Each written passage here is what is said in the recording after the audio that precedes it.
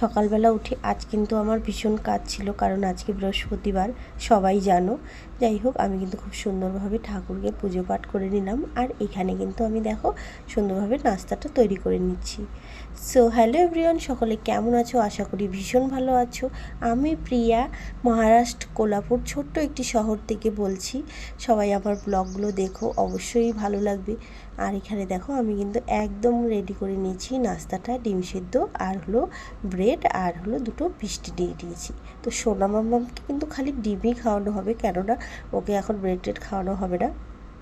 আমরা কিন্তু মিষ্টি দিয়ে ব্রেডগুলো খেয়ে নিচ্ছিলাম, মানে খাওয়াটা যেন কেমন উল্টোপাল্টা হয়ে গেছে।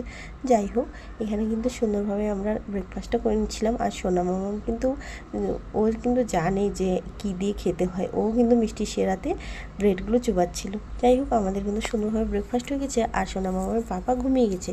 তারপরে পাশের একটা বাড়িতে ওকে নিয়ে আসলাম একটু খেলতে আর ঘোরাতে। দেখো কী দুষ্টুমি করছে, অন্যের বাড়িতে গিয়ে বিছানায় শুয়ে পড়ছে, দুষ্টুমি। মানে বিশাল বড় বাড়িটা তো, ওর কিন্তু খুব ভালো লাগে।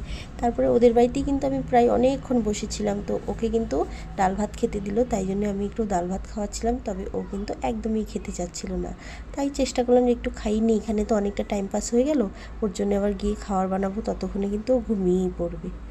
আর এদিক দিয়ে আমারও খিদে পেয়ে গেছিলো, এসে দুটো টোস্ট বিস্কুট খেয়ে নিলাম, দিয়ে তুরন্ত রান্না বসিয়ে দিলাম। এখানে দেখো আমি কিন্তু ভাত বসিয়ে দিলাম। আর এখানে কিন্তু ভেন্ডি ভাজা করব। খুব একটা বেশি কিছু রান্না করব না, আলু সেদ্ধ দিয়ে দিলাম, ভেন্ডি ভাজা করব। আর কিন্তু কালকের মাছের একটু কালিয়া আছে, সো এটা দিয়েই হয়ে যাবে। দুজন মানুষের বেশি একটা সবজি যে লাগবে তা না। আর রোজ রোজ অনেক রকম সবজি খেতে ভালো লাগে না, আজকে মনে করলাম যে হালকাই খাবো। আর একটু লেটও হয়ে গেছে, 2 ঘন্টা প্রায় ওদের বাড়িতে আমি গল্প করলাম, আসতেই দিচ্ছিল না। বললাম মামা খিদে পেয়েছে, যাব, বলে না এখানেই খাইয়ে দাও। যাই হোক, তারপরে কিন্তু আমি চটপট করে ভাতটা নামিয়ে নিব। এখানে কি বলো তো, আজকে কাপড়টাও ধোয়া হয়নি, মানে কাজের মানে কি বলবো আর, একদম 12টা বেজে গেছে।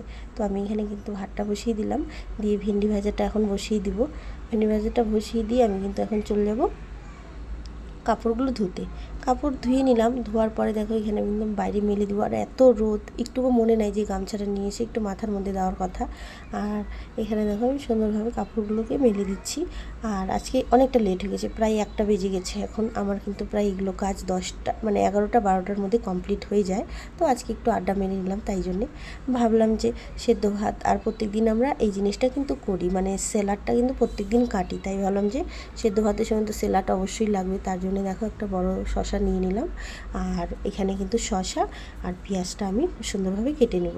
আজকে ভাবলাম যে কাঁচা পেঁয়াজ দিয়ে আলু সিদ্ধ মাখবো, তো তাই আর স্যালাডে পেঁয়াজ নিব না, খালি শসাটাই কাটবো। তোমরা কী খেলে, কে কী খেলে দুপুরে অবশ্যই জানিও। আর আমার ব্লগটা কেমন লাগে, কে কোথায় থেকে দেখছো অবশ্যই জানিও। আমার ভীষণ ভালো লাগবে আমার ব্লগে যদি একটা ছোট্ট ছোট্ট সুন্দর সুন্দর কমেন্ট আসে। আমিও চেষ্টা করব তোমাদের পরিবারে গিয়ে তোমাদেরকে সাপোর্ট করার। খাওয়া দাওয়া রেডি করে আমি কিন্তু বর্মশাইকে ডাকতে গেলাম। ও কিন্তু পুরো ঘুমের মধ্যে ছিল, আর আমি কিন্তু ওকে প্রত্যেক দিনই ডিস্টার্ব করি একটু, আজকে তোমাদের সঙ্গে শেয়ার করলাম। এই যে দেখো, ওর কিন্তু চোখই খুলছিল না, আর ওকে কিন্তু আমি ডাকছিলাম। তার জন্য নাকে মুখে হাত দিয়ে মানে একটু সুড়সুড়ি দিলে একটু তাড়াতাড়ি ঘুমটা ভেঙে যাবে। তারপরে দেখো আমার কিন্তু কাজ না, এটা বর্মশাইয়ের কাজ, আলু সিদ্ধ মাখা। তো আলু সিদ্ধটা মাখ এখানেই আজকে খেতে খেতে ভিডিওটা শেষ করছি। ভিডিওটা কেমন লেগেছে অবশ্যই জানিও। দেখা হবে আবার নতুন কোনো ব্লগে, ততক্ষণে খুব খুব ভালো থেকো, টাটা।